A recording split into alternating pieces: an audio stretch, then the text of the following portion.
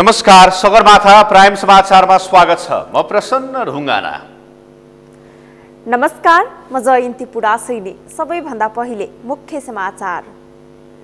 कोरोनाका कारण थप 12 जनाको मृत्यु, 1120 जनामा कोरोना संक्रमण पुष्टि, 1112 जना निको भए। काठमाडौँ उपत्यकामा जारी निषेधाज्ञाको अवधि 1 साता थपियो। निषेधाज्ञा केही खुकुलो हुने गरी परिमार्जन गरियो। यातायात व्यवसायीद्वारा कैलालीमा यात्रुसँग प्रति व्यक्ति 3 देखि 5 हजार सम्म भाडा असुली, भारतबाट भित्रिने यात्रु मारमा। विश्वमा कोरोना संक्रमणका कारण 8,62,000 बढीको मृत्यु, 2,59,43,43,000 बढी संक्रमित। र सीपीएल क्रिकेट अन्तर्गत गैराती भएको खेलमा जमैका पराजित, सन्दीपले लिए 1 विकेट।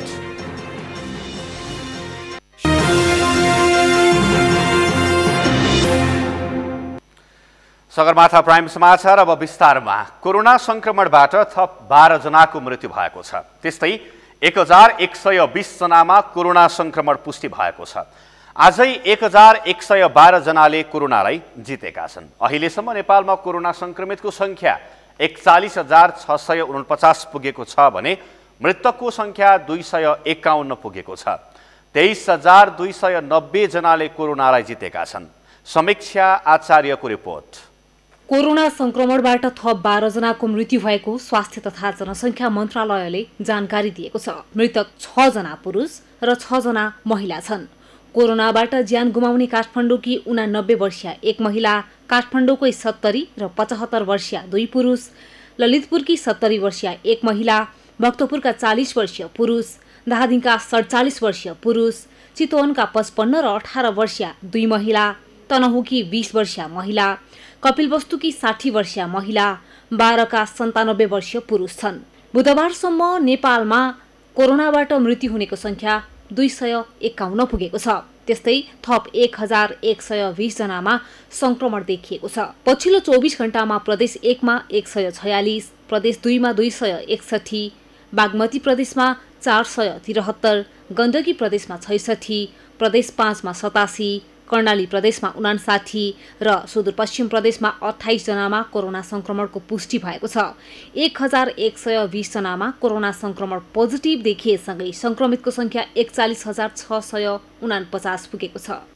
गएको 24 घण्टामा 12 जनाको निधन भएको छ। महिला 6 जना हुनुहुन्छ र पुरुष 6 जना हुनुहुन्छ। महिलामा चितवनको 55 वर्षीय र 18 वर्षीय 2 महिला, अनि काठमाडौँको 89 वर्षीय 1 महिला, ललितपुरको 70 वर्षीय महिला र तनहुँको 20 वर्षीय महिला, अनि कपिलवस्तुको 60 वर्षीय महिला 6 जना हुनुहुन्छ।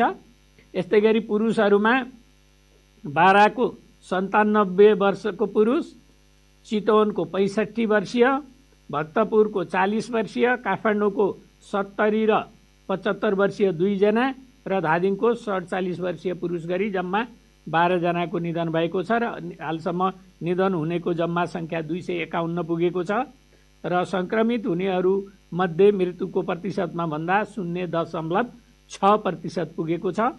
बुधबार थप 1112 जना संक्रमण मुक्त भएर घर फर्किएका छन्। अहिलेसम्म कोरोनालाई जित्नेको संख्या 23,290 पुगेको छ। देशभरि सक्रिय संक्रमितको संख्या 18,108 रहेको छ। त्यस्तै प्रदेश अनुसार प्रदेश 1 मा 1,138, प्रदेश 2 मा 1,127, बागमती प्रदेशमा 5,037, गण्डकी प्रदेशमा 639, प्रदेश 5 मा 1,252, कर्णाली प्रदेशमा 350 र सुदूरपश्चिम प्रदेशमा 920 जना संस्थागत आइसोलेसनमा छन्। त्यस्तै आइसियुमा प्रदेश 1 मा 7, प्रदेश 2 मा 30, बागमती प्रदेशमा 81 र प्रदेश 5 मा 20 जना छन्। भेन्टिलेटरमा प्रदेश 1 मा 1, बागमती प्रदेशमा 14, प्रदेश 5 मा 3 जना छन्। उदयपुरमा 1 जना, ओखलढुङ्गामा 2 जना, खोटाङमा 1 जना, झापामा 11 जना, धनकुटामा 2 जना, पाँचथरमा 1 जना, भोजपुरमा 3 जना, मोरङमा 53 जना र सुनसरीमा 72 जना, अछाममा 1, कञ्चनपुरमा 3, कैलालीमा 13, डडेलधुरामा 1, बझाङमा 9 र बैतडीमा 1। यसरी जम्मा 320 महिला र 800 पुरुष गरी जम्मा 1120 जना संक्रमित हुनुभएको छ।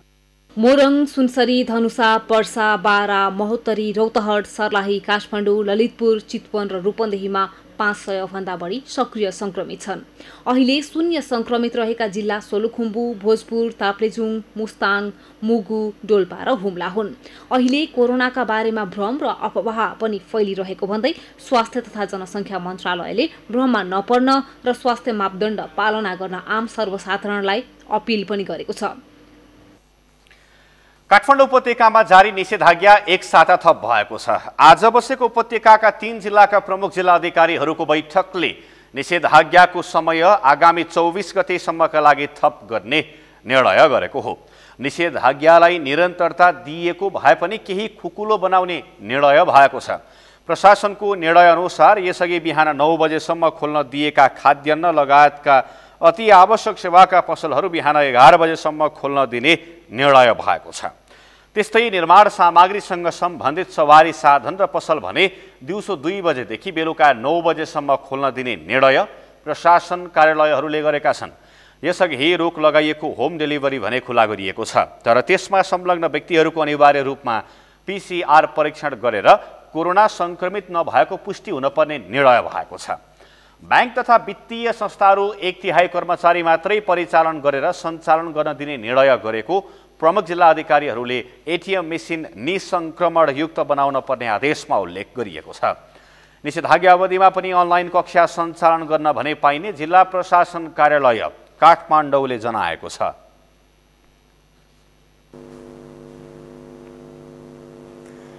मानिसहरूको चहल पहल बाक्लिएसँगै काठमाडौँ उपत्यका संक्रमितको संख्या दिन प्रतिदिन बढ्दै गएपछि संक्रमण थप फैलन नदिन गत भदौ 3 गते रातिदेखि जारी निषेधाज्ञा अझै कायमै छ।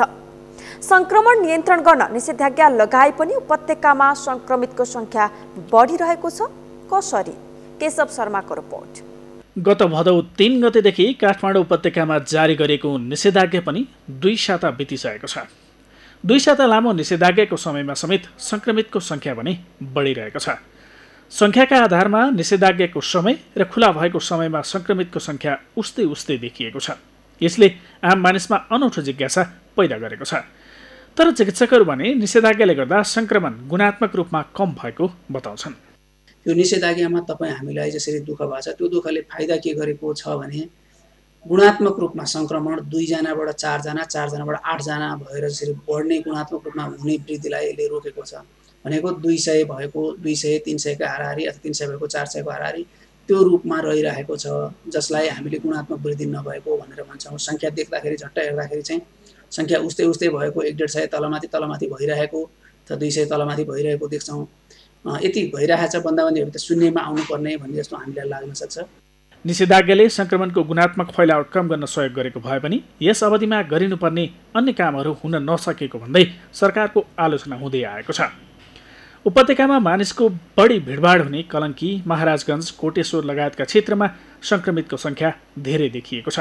यस्ता ठाउँहरूमा संक्रमितसँग प्रत्यक्ष सम्पर्कमा आएकाहरूलाई कन्ट्र्याक्ट ट्रेसिङ गरेर महामारी नियन्त्रणमा प्रभावकारी भूमिका खेल्न सक्नुपर्ने भए पनि प्रभावकारी रूपमा यस्तो काम हुन नसकेको, समुदायमा छरिएर रहेका संक्रमितलाई परीक्षणको दायरामा ल्याएर आइसोलेट गर्न अर्थात् समुदाय स्तरमा परीक्षण गर्न नसकेको तथा उपचारात्मक सेवामा विस्तार अर्थात् ICU र भेन्टिलेटर जस्ता पूर्वाधारहरू थप गर्न नसकेको आरोप सरकारमाथि लागिरहेको छ। तर यी सबै कार्यहरू सरकारले गर्दै आएको स्वास्थ्य तथा जनसङ्ख्या मन्त्रालयका सहप्रवक्ता अधिकारीको भनाइ छ। संक्रमित व्यक्तिहरूलाई छुट्याएर राख्नका लागि अस्पतालहरू, आइसोलेसन सेन्टरहरू, बेडहरूको व्यवस्थापन गर्दै जाने हुन्छ भने उपचारका लागि जो गर्दै जाने कामहरू जुन बढी गर्नुपर्ने हुन्छ त्यो कामहरू चाहिँ सरकारले यो बिचमा गर्दै गएको छ। जिम्मेवारीमा रहनुभएका पदाधिकारीहरूले, जिम्मेवारी निकायहरूले स्थानीय तहदेखि सङ्घीय मन्त्रालयसम्मका निकायहरूले गरिरहनु भएको अवस्था छ। संक्रमितको संख्या थपिँदै जाँदा होम आइसोलेसनमा बस्नेहरूको संख्या समेत बढ्दै गएको छ। उपत्यकामा संक्रमण बढी रहँदा अस्पतालमा शय्या पूर्वाधार थप्ने काम अझै भएको छैन। लक्षण नभएका संक्रमितलाई घरमा राखिएको छ। तर उनीहरूको अनुगमन र चिकित्सकीय परामर्श हुन सकेको देखिँदैन। अझ कोरोनाले उपत्यका नै हट स्पट बनेको बेलामा बल्ल स्वयंसेवकहरू सरकारले खोज्न थालेको छ। त्यसैले लकडाउन निषेधाज्ञा भन्दा पनि आम मानिसले सजगता अपनाउनु नै खोप बनि नसकेको अहिलेको अवस्थामा सङ्क्रमण नियन्त्रणमा प्रभावकारी हुन सक्ने जनस्वास्थ्यविदको भनाइ छ। औषधि पनि हेर्नु न, यसको लागि यही नै राम्रो औषधि उही नै राम्रो भनेर भन्न सकेको छैन नि त संसारले नै। खोप पनि छैन। त्यसले गर्दाखेरि हामीले जुन सामान्य जीवन गर्छौँ, मान्छे भन्छ राम्रो सुतो पनि भनेर पढ्न पाइन्छ, सबैजना निन्द्रा राम्रो पुग्नुपर्छ भन्छ, खानेकुरा राम्रो खाऊ भन्छन्। यी कुराहरू धपडी धेरै नर भन्छन्। यी सबै कुरा चाहिँ एउटा सामान्य जीवनशैलीको सकारात्मक जीवनशैलीलाई चुन्न सकिन्छ। जनस्वास्थ्यविदहरूका अनुसार महामारी नियन्त्रणका लागि परीक्षण र कन्ट्याक्ट ट्रेसिङलाई पहिलो प्राथमिकतामा राख्नुपर्ने भए पनि नेपालमा भने परीक्षणको दर निकै सुस्त छ। सुस्त परीक्षण दर कायमै राख्दा निषेधाज्ञाको समय थपले मात्र महामारी नियन्त्रण होला त भन्ने प्रश्न उब्जिएको छ। सगरमाथा टेलिभिजनका लागि केशव शर्मा, काठमाडौँ। पछिल्लो समय अस्पतालहरू नै कोरोना संक्रमणको जोखिममा पर्दा अरूको उपचारमा खटिने चिकित्सक नर्सहरू नै धमाधम कोरोना संक्रमित हुन थालेका छन्। धरान स्थित बीपी कोइराला स्वास्थ्य विज्ञान प्रतिष्ठानका चिकित्सक नर्स कर्मचारी तथा तिनका परिवार धमाधम संक्रमित हुन थालेपछि समस्या बढेको छ। सुनसरीबाट ध्रुव ढकालको रिपोर्ट। विश्व नै कोरोना भाइरसको चपेटामा परिरहेको विषम परिस्थितिमा चिकित्सक नर्स तथा स्वास्थ्यकर्मीहरू भने अहोरात्र खटिरहेका छन्। फ्रन्टलाइनमा काम गर्ने चिकित्सकहरूलाई सरकारले प्रोत्साहन भत्ता दिने भनिए पनि धरान स्थित बीपी कोइराला स्वास्थ्य विज्ञान प्रतिष्ठानमा कार्यरत चिकित्सक तथा नर्सहरूले भने नियमित तलब समेत पाउन सकेका छैनन्। संक्रमण न्यूनीकरणका लागि सरकारले हरेक क्षेत्रमा कडाई गरे पनि कोरोना संक्रमित बिरामीको सङ्ख्या भने झनै बढिरहेको छ। धरानमा हालसम्म 140 जनामा कोरोना संक्रमित फेला परेका छन् भने सुनसरी जिल्लाभर 1000 नागिसकेका छन्, जसमध्ये 40 जना भने प्रतिष्ठानका काम गर्ने चिकित्सक नर्स कर्मचारी र तिनीहरूका परिवार रहेका छन्। कोरोना विशेष अस्पताल मानिएको प्रतिष्ठानमा प्रदेश 1 का मात्रै नभएर प्रदेश 2 बाट समेत उपचारका लागि आउने गरेका छन्। प्रतिष्ठानमै उपचारका क्रममा 15 जनाको मृत्यु भएको छ, जसमध्ये 5 जना धरानकै छन्। प्रतिष्ठानका फार्मोलोजी विभागका एसोसिएट प्रोफेसर डाक्टर दिव्यराज मिश्र विषम परिस्थितिमा जोगिएर काम गर्नुको विकल्प नभएको बताउँछन्। अलिकति अवस्था के छ भन्दाखेरि जतिखेर नै मास्क लगाउने, जतिखेर नै गगल्स लगाउने र जतिखेर पनि दूरी मेन्टेन गर्ने तथा सेनिटाइज गर्ने हामी यिनीहरू चाहिँ गरि नै रहेका हुन्छौँ। त्यसभन्दा बाहेक पनि कोरोना सङ्क्रमित व्यक्तिमा जाने बेलामा जुन माथिदेखि तलसम्म लगाउने विभिन्न किसिमका लुगाहरू हुन्छन्, जुन कवचहरू हुन्छन्, तिनीहरू बल्ल हामी लाएर बल्ल जान्छन्। त्यसैले गर्दाखेरि चाहिँ हामीलाई चाहिँ अहिले उपचारको क्रममा भनेर भन्नुहुन्छ भने लगभग आफू जोगिँदै पनि उपचार गर्नुपर्ने हाम्रो कर्तव्य पनि। जोखिम मोलेर काम गर्दा पनि सरकार तथा प्रतिष्ठान प्रशासनले आफूहरूको पीर मर्का नबुझेको चिकित्सक तथा नर्सहरू दिक्क छन्। सरकारले पर्याप्त पिपी नदिएको प्रोत्साहन भत्ता त परै जाओ समयमै तलब समेत नपाएको गुनासो गरेका छन्। उनीहरूले आफ्नो तलबका लागि समेत आन्दोलन नै गर्न परेको छ। वार्डमा पोजिटिभ केस आइसक्दा पनि हामी कहाँ जाने त भन्ने थाहा छैन कसैलाई पनि। हामी चाहिँ यहाँ अब हामी कहाँ बस्नु भनेर सोध्न आएको, अब घरमै बस्नु भन्छ, ड्युटी गर्न आऊ भन्छ। 5 दिनसम्म त डक्टरहरूलाई हामी सँगै काम गरेको, हिजो अस्ति सँगै काम गरेको डक्टरलाई चाहिँ क्वारेन्टिन भनेर लगिसक्यो। हामी चाहिँ अब थाहा छैन के गर्ने भनेर। जबसम्म 2 पटक पिसिआर नेगेटिभ आउँदैन बिरामी तबसम्म आइसियुमा नलिउँ होइन। हाम्रो सस्पेक्टेड, हाम्रो कोभिड हस्पिटल नै बनाएको छ होइन, सस्पेक्टेडलाई त्यहाँ लगेर राखौँ, त्यहाँबाट नेगेटिभ आएपछि अनि आइसियु चाहिन्छ भने यता ल्याऊँ भनेर भनेको थियौँ। हुन्छ भनेर भन्नुभएको थियो, पोइन्ट बकाइदा टिपेर लिएर आउनु भएको थियो त्यति बेला पनि होइन। तर फेरि पनि पिसिआर नगरिकन बिरामी आइसियुमा आयो, आइसियुमा आउने बित्तिकै इन्टुबेट भयो बिरामी होइन। इन्टुबेट हुँदाखेरि त्यहाँ भएको स्टाफहरूलाई प्रोपर प्रोटेक्सन पनि छैन। प्रतिष्ठानमा कोरोना संक्रमित अत्याधिक हुँदा संक्रमित राख्ने ठाउँको समेत अभाव भएको छ। प्रतिष्ठानले कोरोना र अन्य बिरामीलाई छुट्टा-छुट्टै राखेर संयमित ढङ्गले उपचार पद्धतिलाई सहज बनाएको भनिए पनि सर्वसाधारण भने विश्वस्त हुन सकेका छैनन्। अस्पतालमा जोखिम बढेको भन्दै आकस्मिक बाहेक सम्पूर्ण सेवा ठप्प पारिएको छ भने आइतबारदेखि दीर्घरोगी तथा अन्य बिरामीलाई टेलिफोन परामर्श सुरु गरिएको छ। जति सावधानी अपनाउँदा पनि अस्पतालका चिकित्सक नर्सहरू नै धमाधम संक्रमित हुँदा सरकारले त्यसतर्फ ध्यान दिन सकेको छैन। चिकित्सकको मनोबल बढाउँदै सुरक्षित उपचार पद्धतिलाई सरकारले ध्यान नदिने हो भने भोलिका दिनमा उपचार गर्नेहरू नै सबै संक्रमित भएर उपचार बन्द हुने अवस्था हुन सक्छ। सरकारले बिरामीको उपचारमा सहज बनाउँदै चिकित्सकको सुरक्षामा पनि ध्यान पुर्याउन आवश्यक छ। सगरमाथा टेलिभिजनका लागि सुनसरीबाट ध्रुव ढकालको रिपोर्ट। कोरोना भाइरसका कारण विश्वभरका अधिकांश क्षेत्र धराशायी बन्दै गएका छन्। विश्व अर्थतन्त्र सहित नेपाली अर्थतन्त्र तहस नहसकै अवस्थामा छ। उद्योग, कल कारखाना तथा पर्यटन क्षेत्र पनि कोरोना प्रभावले डामाडोल अवस्थाबाट गुज्रिरहेको छ। आर्थिक, सामाजिक तथा सांस्कृतिक क्षेत्रमा मानिसको दैनिकीलाई प्रत्यक्ष असर पारेको कोरोनाले विभिन्न चाडपर्व समेत प्रभावित बनेका छन्। सन्तोष बिके थापाको रिपोर्ट। नेपाली मौलिक सांस्कृतिक विविधता सहितका विभिन्न महत्त्वपूर्ण पलहरू झैँ विशेष महत्त्व बोकेको इन्द्रजात्रा यस वर्ष कोरोना भाइरसका कारण प्रभावित बन्यो। काठमाडौँका नेवारी समुदायको विशेष पर्वका रूपमा हेरिएको इन्द्रजात्रामा विगतका वर्ष रथ यात्रा गरेर धुमधामका साथ मनाइन्थ्यो। प्रत्येक वर्ष भाद्र शुक्ल चतुर्दशीका दिन मनाइने इन्द्रजात्राको रथयात्रामा राष्ट्रपति, प्रधानमन्त्री लगायतका उच्च पदस्थहरूले अवलोकन गर्ने चलन रहिआएको छ। तर यो वर्ष सरकारले कोरोना जोखिमलाई मध्यनजर गर्दै कुनै पनि चाडपर्व भिडभाड हुने गरी नमनाउन आग्रह गरेपछि ऐतिहासिक महत्त्वका पर्वले उजेल खाएका छन्। इन्द्रजात्राको रथ तान्न स्थगन गरिएपछि क्षमा पूजा गरेर यो पर्व यस वर्षलाई धकेलियो। यसपालि इन्द्रजात्रालाई सबैको स्वास्थ्यको ख्यालको ध्यान गरिकन देशमा भएका सम्पूर्ण नेपाली दाजुभाइहरूको सुरक्षाको लागि यसपालिको इन्द्रजात्रा हामीले स्थगित गर्नु पर्यो भन्ने कुरामा निर्णय गरेर सबै गुठी गहनाहरू एक आपसमा बसेर यो निर्णय हामी गरेका थियौँ। प्रत्येक वर्ष आश्विन कृष्ण प्रतिपदादेखि सुरु हुने पितृपक्ष अर्थात् सोह्र श्राद्ध बुधबारबाट सुरु भएको छ। यो तिथिमा दिवंगत प्रीतिलाई सम्मानका साथ तर्पण, सीतादान र पिण्डदान गरिने भएकाले यसलाई सोह्र श्राद्ध भनिएको हो। उपत्यकामा पशुपति, गोकर्णेश्वर उत्तरगैया तथा नुवाकोट र रसुवाको सङ्गमस्थल बक्रावती, देवघाट, त्रिवेणी लगायतका तीर्थस्थलमा श्रद्धाका साथ प्रीति श्राद्धका लागि मानिसहरू पुग्ने गर्दछन्। तर यो वर्षको सोह्र श्राद्ध पनि कोरोनाले प्रभावित बन्यो। विगतका वर्षमा मानिसहरूको बाक्लो सहभागिता रहने पशुपतिमा यो वर्ष सीमित मानिसले माघसमय सोह्र श्राद्ध गरेका छन्।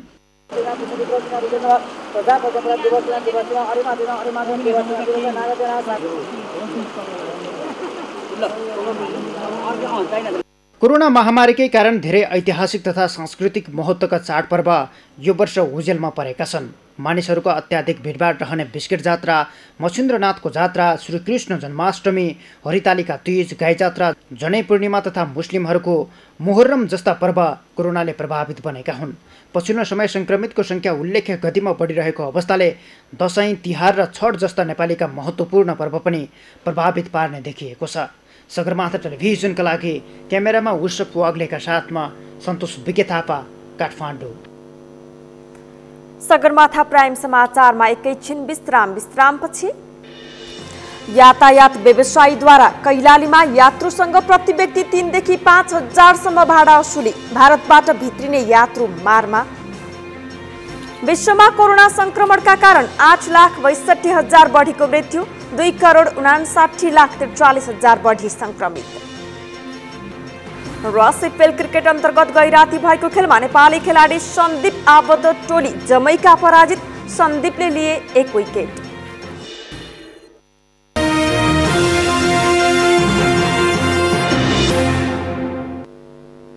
विश्रामपछि सगरमाथा प्राइम समाचारमा पुनः स्वागत छ। अब बाँकी समाचार।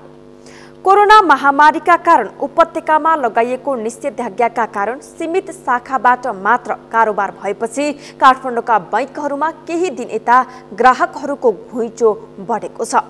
निषेधाज्ञाका क्रममा बैंकहरूले सबै शाखा कार्यालयहरू खोल्न पाएका छैनन्। खुलेका शाखामा पनि सबै कर्मचारीहरू राखेर पूर्ण रूपमा सेवा दिन नपाएको कारणले पनि भिड बढेको बैंक सञ्चालकहरू बताउँछन्। हेड अफिसमा कम कर्मचारी परिचालन गर्दा बैंकहरूले काठमाडौँमा केही बढी शाखा कार्यालय खोल्न पाउँछन्।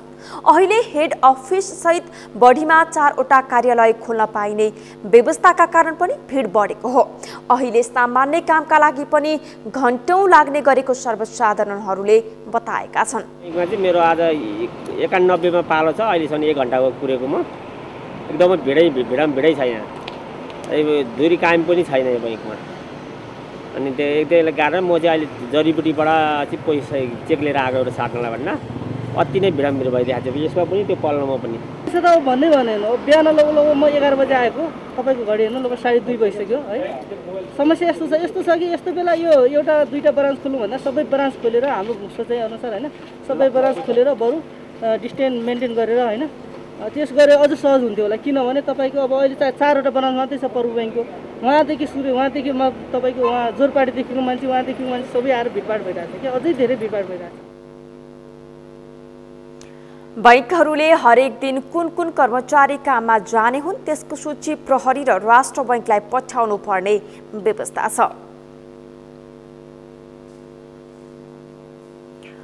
कोरोना भाइरस संक्रमणको जोखिम न्यूनीकरण गर्न रोकिएको अन्तर्राष्ट्रिय उडान सुरु भएसँगै नेपाल वायुसेवा निगम, हिमालय एयर, मलेसियाको मालिन्दो एयर लगायतले सेवा सुरु गरेका छन्।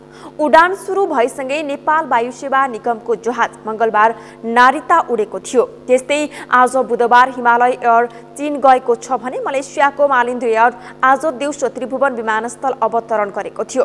नियमित उडानबाट आउने यात्रुलाई पनि नेपाली सेनाले नै व्यवस्थापन गरेको छ। नेपाल ओर्लिएका सबै यात्रुलाई सेनाले विमानस्थलबाट सिधै होल्डिङ सेन्टर लगेको थियो।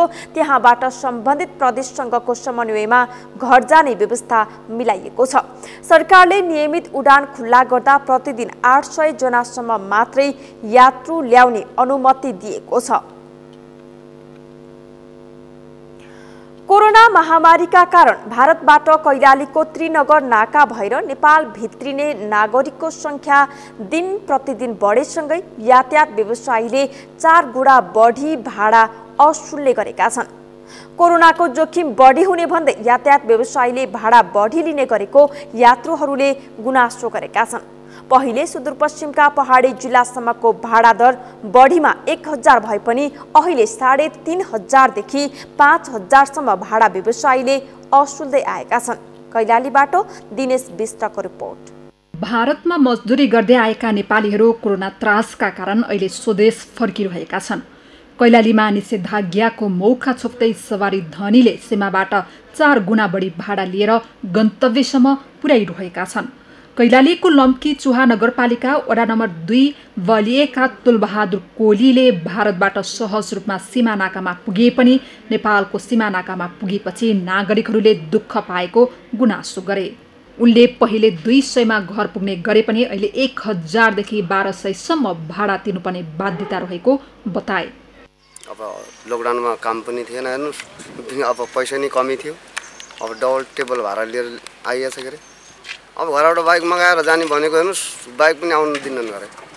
अब यसतर्फ अब सम्बन्धित निकायको ध्यान जानु पर्ला नि त। अब 1000-1200 रुपियाँ दिएर जान सकिने हेर्नुस्, आफूसँग पैसा पनि छैन।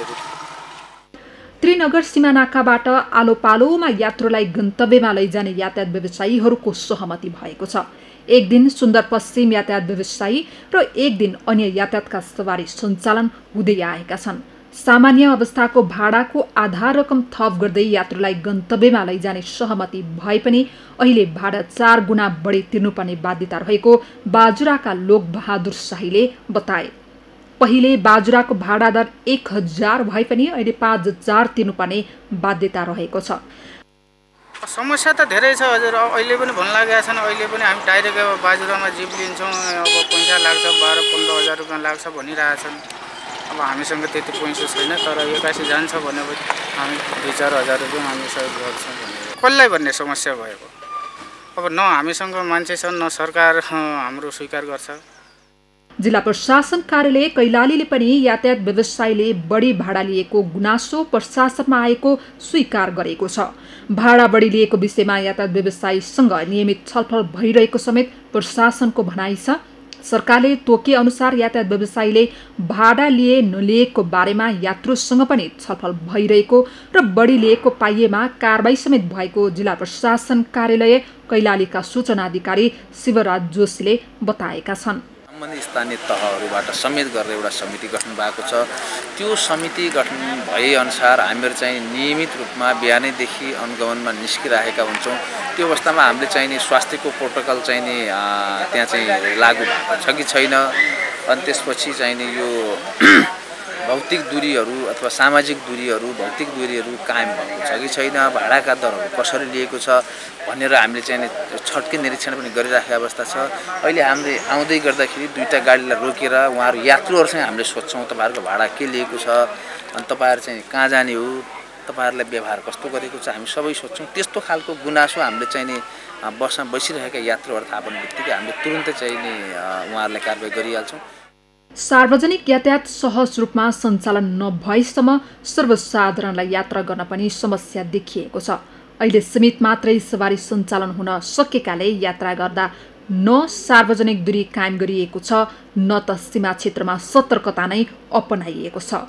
सगरमाथा टेलिभिजनका लागि कैलालीबाट दिनेश विष्टको रिपोर्ट।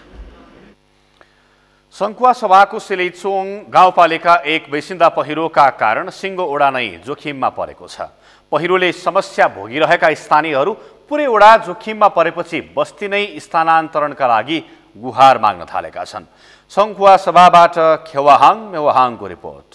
सङ्खुवा सभा जिल्लाको सिलेचोङ गाउँपालिकाको सिङ्गो ओडा नम्बर 1 पहिरोको उच्च जोखिममा परेको छ। 1.5 महिना अघि 11 जना बेपत्ता भएको बेसिन्दा पहिरोको समस्या झेलिरहेका सिलिचोङ गाउँपालिका 1 का स्थानीयहरू अहिले थप समस्यामा परेका छन्। सिङ्गो ओडा नै पहिरोको उच्च जोखिममा परेपछि ओडावासीहरू बस्ती नै स्थानान्तरण गर्नुपर्ने माग गरिरहेका छन्।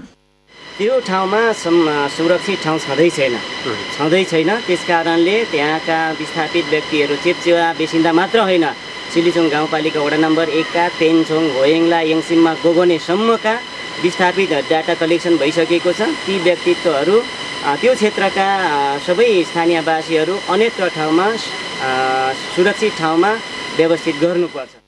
साबिक सिसुवा खोला गाविस र हाल सिलिचोङ गाउँपालिका 1 का बस्तीहरू कुनै पनि ठाउँ सुरक्षित नभएको उनीहरू बताउँछन्। कुनै पनि बेला अझ ठूलो दुर्घटना हुन सक्ने उनीहरूको ठम्याइ छ। उच्च भूभाग र भिरालो जग्गामा बस्ती बसेकाले अहिले पहिरोको जोखिम उच्च भएको छ। तर तत्काल ती असुरक्षित बस्तीहरूको व्यवस्थापन नहुने हो भने थप दुर्घटना आउने त्रासले उनीहरूलाई सताएको छ। विगतदेखि नै सिसुवामा यो समस्या आउँदै गरेको, मानवीय क्षति अहिले जस्तो भएको थिएन होइन, एक दुई जना भइरहेको थियो होइन ठाउँ ठाउँ, तर अहिले ठुलो क्षति मानवीय क्षति भएको छ। अब अझ ठुलो क्षति हुने सम्भावना छ, प्रबल सम्भावना छ। अब अहिले के भयो भन्नुहुन्छ भने भूकम्पले चाहिँ पुरै ठिलठिलो बनाएको छ। अब बर्सातले त्यो पानी भित्रैसम्म छिरेपछि यो बाढी पहिरो गइराख्ने, एकदम प्रत्येक वर्ष बाढी पहिरो गइराख्ने भइरहन्छ। सिङ्गो ओडा नै जोखिममा परेपछि ओडा नम्बर 1 का अध्यक्ष आलक्ष्य राई अन्यलमा परेका छन्। ओडाभित्रका 587 घर जोखिममा परेपछि उनीहरूको व्यवस्थापन कसरी गर्ने भनेर जनप्रतिनिधिहरू अन्यलमा परेका हुन्। सिसुवामा 586 घर दूरी छ होइन। अब सकेसम्म चाहिँ अब सिसुवामा सकेसम्म चाहिँ अब कतिसम्म अटाउन सकिन्छ, यदि अड्न सकेन भने तपाईँको चाहिँ अब छिमेकी वडालाई पनि हामीले आशा गरेका छौँ। सिसुवाको हकमा चाहिँ पछि सबै चाहिँ बस्ती हस्तान्तरण गर्नुपर्छ भने सिसुवामा चाहिँ सबै चाहिँ अड्दैन। सिलिचोङ गाउँपालिका 1 मात्र नभएर अधिकांश ओडाहरू पहिरोको जोखिममा नै छन्। विभिन्न समयमा गएको पहिरोले अन्य ओडाका मानिसहरू पनि विस्थापित हुनु परेको छ। प्रत्येक वर्ष विस्थापितको संख्या बढिरहेको भए पनि सिलिचोङ गाउँपालिकाले उनीहरूको स्थायी विकल्पका लागि ठोस कदम चाल्न भनिसकेको छैन। सगरमाथा टेलिभिजनका लागि खेवाहाङ मेवाहाङ सङ्खुवा सभा। सरकारले वैदेशिक रोजगारीमा जाने श्रमिकलाई दिइने श्रम स्वीकृति खुलाएको छ। काम गर्न विदेश जानुअघि रोजगारदाता कम्पनीले दिने नो अब्जेक्सन लेटर एनओसी वैदेशिक रोजगार कार्यालयमा पेश गर्न पर्ने हुन्छ। कोरोनाका कारण रोकिएका मागमा सम्बन्धित देशको कम्पनीसँग प्रमाणीकरण गरेर मात्रै श्रम स्वीकृति जारी गरिनेछ। कोरियन भाषा परीक्षा उत्तीर्ण कामदारका हकमा भने पठाउने प्रक्रिया लगभग पूरा भएको छ। पुष्कर खतिवडाको रिपोर्ट। सरकारले वैदेशिक रोजगारमा जाने श्रमिकलाई नयाँ श्रम स्वीकृति खुलाएको छ। आइतबार बसेको मन्त्री परिषद बैठकले रोजगार खुला गरेका गन्तव्य मुलुकमा नेपाली कामदार पठाउन श्रम स्वीकृति खुला गर्ने निर्णय गरेको हो। कोरोनाका कारण नियमित उडान बन्द भएपछि पूर्व श्रम स्वीकृति लिएका कामदारलाई सम्बन्धित देशको एनओसी लेटरका आधारमा अन्तिम श्रम स्वीकृति जारी गरिनेछ। सम्बन्धित रोजगारदाता कम्पनीले आफूलाई कामदार चाहिन्छ भनेर पुनः सहमति दिएर माग गरेको खण्डमा मात्र अन्तिम श्रम स्वीकृति जारी हुनेछ। कोरोना भाइरसको जोखिम बढ्दै गएपछि सरकारले फागुन 29बाट वैदेशिक रोजगारीमा जाने कामदारको सबै श्रम स्वीकृति बन्द गरेको थियो। यो हाम्रो कोभिड-19 को प्रकोप सुरु भए पछाडि फागुन 29 गतेदेखि अन्तर्राष्ट्रिय उडान बन्द भए लगत्तै हाम्रो यहाँका सबै नयाँ र संस्थागत व्यक्तिगत सबैतर्फको संस्कृतिहरू बन्द भएको थियो हाम्रो मन्त्रालयको निर्देशनअनुसार। त्यसबिचमा अस्ति असार 18 गतेदेखि व्यक्तिगततर्फ रिइन्ट्री भन्छौँ हामी, पुनः संस्कृति जो वैदेशिक रोजगारीमा जानुभयो एकचोटि र विद्यामा यहाँ आउनु भएको थियो, उहाँहरूको रोकिनु भएको थियो, उहाँहरूको हकमा खुला भएर यहाँ सेवा सुचारू छ 18 गतेदेखि। र विभिन्न अरू भिसामा गएर पनि उहाँ काम गरिरहनु भएको रोजगार भिसामा परिवर्तन गरेर अनि विधामा आउनुभएकोहरूको हकमा पनि अहिले त चालु छ। संस्थाको तर्फ चाहिँ पूर्व स्वीकृति अन्तिम स्वीकृति सबै बन्दै थियो। अस्ति भर्खरै मन्त्री परिषदको निर्णय भएको कुरो मन्त्री परिषदको प्रवक्ताको पत्रकार सम्मेलन मार्फत जानकारीमा आएको छ। श्रम गन्तव्य मुलुकको सम्झौता र मागका आधारमा नयाँ श्रम स्वीकृति खुला गर्ने भन्ने निर्णय भएको भन्ने कुरा जानकारी भएको छ। औपचारिक रूपमा त्यसको निर्णय हाम्रो पत्रचार आएपछि अब हामी सुचारू गर्छौँ। अब वैदेशिक रोजगारमा जान चाहने कामदारले एयरपोर्टबाट उड्नु अघि अनिवार्य रूपमा श्रम डेस्कमा PCR रिपोर्ट पेश गर्नुपर्नेछ। नेपालबाट व्यक्तिगत र संस्थागत म्यानपावर मार्फत वैदेशिक रोजगारीमा जाने कामदारका हकमा वैदेशिक रोजगार विभागले श्रम स्वीकृति जारी गर्दै आएको छ। हाल Saudi Arab, Oman, Malaysia, Qatar, दक्षिण कोरिया लगायतका श्रम माग भई आएका देश जाने कामदारलाई स्वीकृति दिइनेछ। कोरियन भाषा उत्तीर्ण गरेका कामदारका हकमा भने कोरिया पठाउने सबै प्रक्रिया लगभग पूरा भएको छ। वैदेशिक रोजगार कार्यालय ताहाचालका अनुसार सम्झौता र माग भई आएका गन्तव्य मुलुकमा नयाँ श्रम स्वीकृति खुल्ला गरिएको हो। सम्बन्धित श्रम गन्तव्य मुलुकको सम्झौता र मागका आधारमा नयाँ श्रम स्वीकृति खुला गर्ने भनिएको हुँदाखेरि मैले बुझेअनुसार सबै मुलुकमा खुला गर्ने भन्ने निर्णय भएको देखिन्छ। अब व्यवहारिक कठिनाइहरू छन् हैन। अब श्रम स्वीकृति लिएपछि टिकट लिने, अन्तर्राष्ट्रिय उडान खुला हुने, त्यसमा टिकट पाउने, जाने, उहाँ गन्तव्य मुलुकको गन्तव्य रोजगारदाता कम्पनीहरूले लिने अवस्था सबै कुरालाई अरू कुरा व्यवहारिक व्यवस्थापन गरेर हाम्रो हकमा चाहिँ निर्णय भएर आएपछि श्रम स्वीकृति दिन सक्ने अवस्था चाहिँ रहन्छ। तर त्यो पत्रचार भएर हाम्रोमा आउनु पर्यो। श्रम स्वीकृति खुले पनि काठमाडौँमा निषेधाज्ञा भएकाले सेवाग्राहीलाई सहज देखिँदैन। सार्वजनिक यातायात बन्द भएका कारण अन्तिम श्रम स्वीकृति लिन काठमाडौँ आउनुपर्ने भएकाले अवस्था असहज हुनेछ। नेपालबाट संस्थागत 110 देश र व्यक्तिगत 161 देशमा श्रम स्वीकृति वितरण गरिनेछ। सगरमाथा टेलिभिजनका लागि क्यामेरामा उत्सव वाग्लेका साथ पुष्कर खतिवडा, काठमाडौँ। लमजुङमा करिब 200 रोपनी क्षेत्रमा लगाइएको अलैँची सुकेपछि किसानहरू चिन्तित भएका छन्। क्वाला सोथर गाउँपालिका 3 बगुममा 26 जना कृषकहरूले सामूहिक रूपमा करिब 200 रोपनी क्षेत्रफलमा लगाएको अलैँची सुकेको हो। 5 वर्ष अघि 2072 सालबाट उत्तर कन्या अलैँची कृषक समूह गठन गरी स्थानीयले व्यावसायिक अलैँची खेती सुरु गरेका हुन्। व्यावसायिक खेती सुरु गरेको प्रतिफल समेत नपाई अलैँचीका बोट मरेपछि मर्कामा परेको किसानहरूले गुनासो गरेका छन्।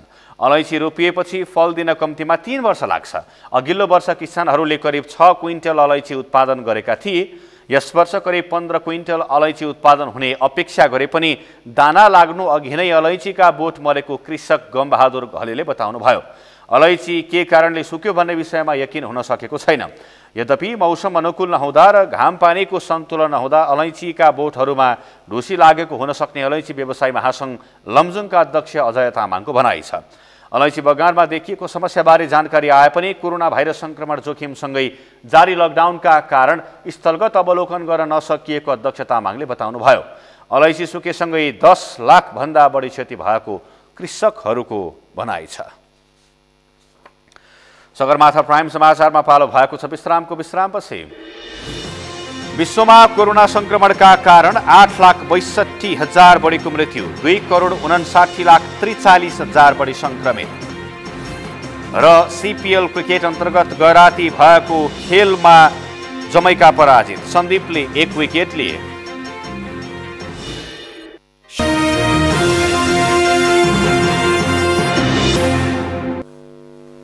अब पालो अर्थ समाचारको। अर्थ समाचारका प्रायोजक हो आफ्नो विश्वास हो त्रिशक्ति सिमेन्ट। डोटेली युवाहरू पछिल्लो समय आफ्नै देशमा केही गर्नुपर्छ भन्ने भावनासहित व्यावसायिक क्षेत्रमा सक्रिय भएका छन्। उत्पादक उमेर समूहमा युवाले विदेशी रोजगारीलाई पहिलो विकल्प बनाउने परम्परा तोड्दै युवाहरूले कृषि क्षेत्रलाई आफ्नो मूल पेसाको रूपमा अघि बढाएका हुन्।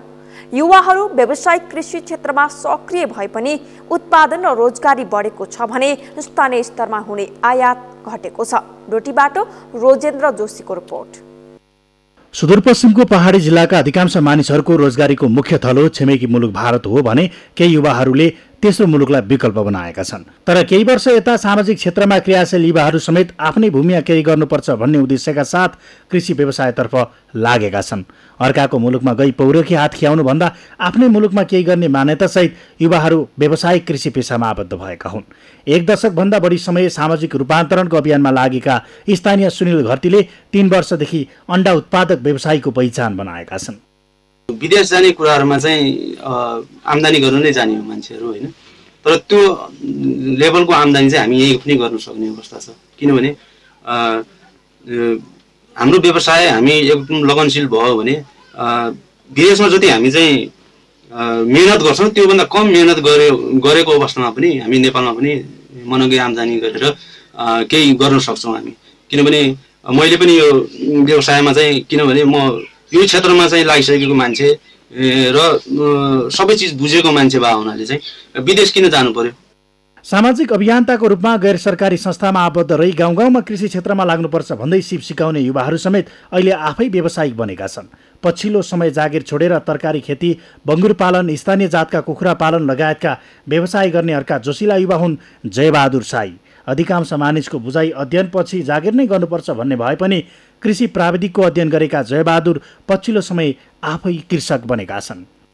त्यही पनि यो विषयसँग सम्बन्धित भयो। एउटा चाहिँ जस्तो चाहिँ मैले विभिन्न चाहिँ एनजिओहरूमा चाहिँ गाउँघरतिर चाहिँ यो काम गर्ने दौरानमा एउटै टनेलहरूमा अथवा एकै रोपन जमिनमा पनि तरकारीमा चाहिँ मिहिनेत गर्नेहरूले चाहिँ उत्पादन गरेको जुन उत्पादन देखिन्छ त्यति बेला चाहिँ अनि आफूलाई पनि एउटै टनेलमा लगाउने किसान अथवा 1-1.5 रोपनीमा गर्नेले त आम्दानी गरिरहेछन् भने आफैले अहिले त्योभन्दा अलिक बढी जमिन लिएर गर्न सक्यो भनेपछि त्यो अझै झन् अझै गर्न सकिन्छ अथवा त्यहाँबाट बढी आम्दानी लिन सकिन्छ भन्ने हिसाबले अब एनजिओमा त काम गरेर धेरै लामो समय चाहिँ चल्दैन। अब आफै नै गर्न सुरुवात गर्नुपर्छ भन्ने उद्देश्यले नै मैले चाहिँ यो जमिन लिजमा लिएर नै काम संस्थाबाट मैले काम गर्दा गर्दै विदेशी भूमिमा भन्दा कम मेहनत गरेर आफ्नै भूमिमा बढी आम्दानी गर्न सकिने आत्मविश्वाससहित हेमबहादुर मल्ल पनि कृषि क्षेत्रमै सक्रिय छन्। करिब 3 रोपनी आफ्नै जग्गामा बहुउपयोगी फल किबीको खेती गरेका उनले वार्षिक 2 लाख आम्दानी गर्दै आएका छन्। रुद्राक्ष, कपुर, अदुवा, हलेदो, अलैँची लगायतको खेती गरेका उनको प्रगतिले वैदेशिक रोजगारीमा गएर फर्केका युवाहरूलाई लोभ्याउने गरेको छ। टिभी समाचारमा हेर्ने बेला यसो किबीको बारेमा देखियो अलिकति होइन। अब विदेशतिर जानुभन्दा अब नेपाललाई 10 बोट 20 बोट लगाएर सुरु गर्यो भनेर यसो लाग्यो। यो सफल भयो। विदेश जानु किन परेर यो आम्दानी दिइराखेको छ 2-4 लाख भनेपछि अलिकति रोपनी बढी भइदियो 15-20 लाख हुने रहेछ। अब डोटीमा आफ्नै लगानीमा व्यवसाय थालेर प्रगति गरेका ती युवा त केही प्रतिनिधि पात्र मात्र हुन्।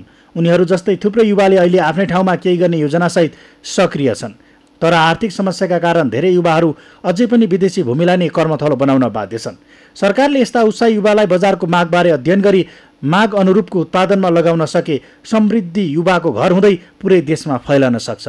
यसतर्फ तीनवटै तहका सरकारले सोच्न आवश्यक छ। सगरमाथा टेलिभिजनका लागि डोटीबाट रोजेन्द्र जोशीको रिपोर्ट।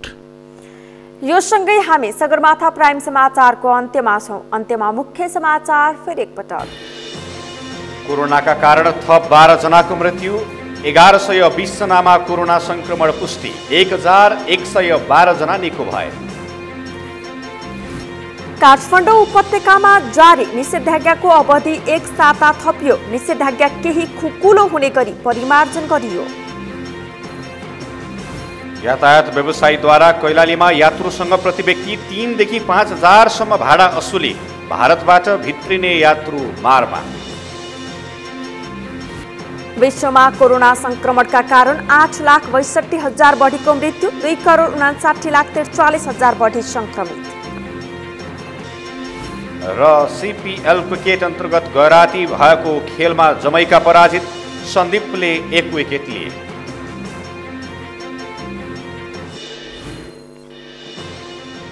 हौस् त सगरमाथा प्राइम समाचार अहिलेलाई सकियो। तपाईँ समाचार बुलेटिनका साथै सगरमाथा टेलिभिजनका सम्पूर्ण कार्यक्रम www.sagarmatha.tv मा पनि पढ्न र हेर्न सक्नुहुनेछ। युट्युबमा youtube.com/sagarmathatv नेपालमा हेर्न सक्नुहुनेछ। साथै तपाईँ हामीलाई फेसबुकमा पनि facebook.com/stv नेपालमा फलो गर्न सक्नुहुनेछ।